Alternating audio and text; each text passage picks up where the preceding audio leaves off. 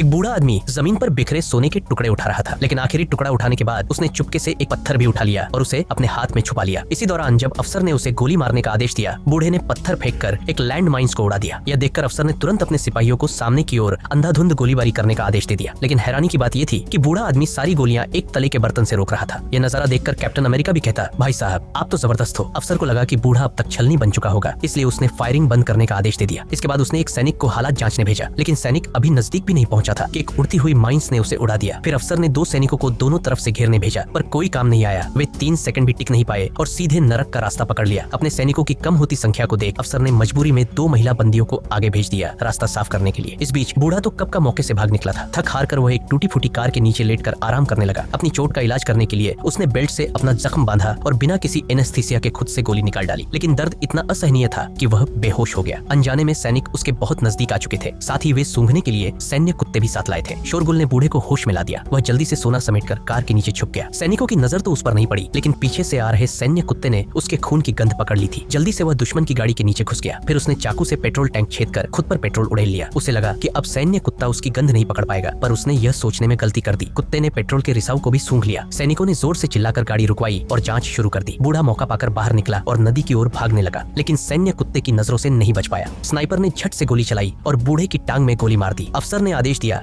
कि बूढ़े को जिंदा पकड़ा जाए और कुत्ते को छोड़ दिया। कुत्ता तेजी से दौड़ता हुआ उसकी ओर बढ़ा, लेकिन बूढ़े ने बिल्कुल ठंडे दिमाग से माचिस जलाई और अपने शरीर पर पेट्रोल को आग लगा दी। कुत्ता डर के मारे वहीं रुक गया। बूढ़ा जलते हुए नदी की ओर भागा। सैनिकों ने उस पर ताबड़तोड़ फायरिंग की, मगर वह फिर भी नदी में कूदने में सफल रहा। सोने के भार से वह जल्दी से नदी के तल में डूब गया। तैरना न आने के कारण सैनिक उसे पकड़ नहीं सके, लेकिन आधे घंटे के भीतर ही बूढ़ा पानी के नीचे ऑक्सीजन खत्म होने से ऊपर आ गया। जैसे ही वह सतह पर निकला, स्नाइपर ने उसे गोली मार दी। लहूलुहान पानी देखकर अफसर ने गोताखोरों को सोना निकालने भेजा, पर जैसे ही गोताखोर नीचे गया, बूढ़े ने उसकी गला काट दी और उसकी ऑक्सीजन खुद ले ली। नाव पर मौजूद सैनिक खून देखकर डर के मारे कांपने लगे। फिर भी अफसर के आदेश पर उन्हें पानी में कूदना पड़ा, पर 2 सेकंड भी नहीं हुए थे कि पानी फिर से लाल हो गया। डर से कांपते सैनिक भागने लगे, पर उनमें से एक को अपने ही आदमी ने गोली मार दी। हैरत की बात यह थी कि गोली लगने के बावजूद नाव चलती रही। स्नाइपर ने भारी मशीन गन से फायरिंग कर दी, लेकिन बूढ़ा इस बार फिर मरे हुए सैनिक का सहारा लेकर बच निकला। अफसर लाचार खड़ा सब देखता रहा। इसी बीच बूढ़े का कुत्ता भागता हुआ वापस आया। अफसर को उससे बूढ़े का पता लगाने का नया तरीका सूझा।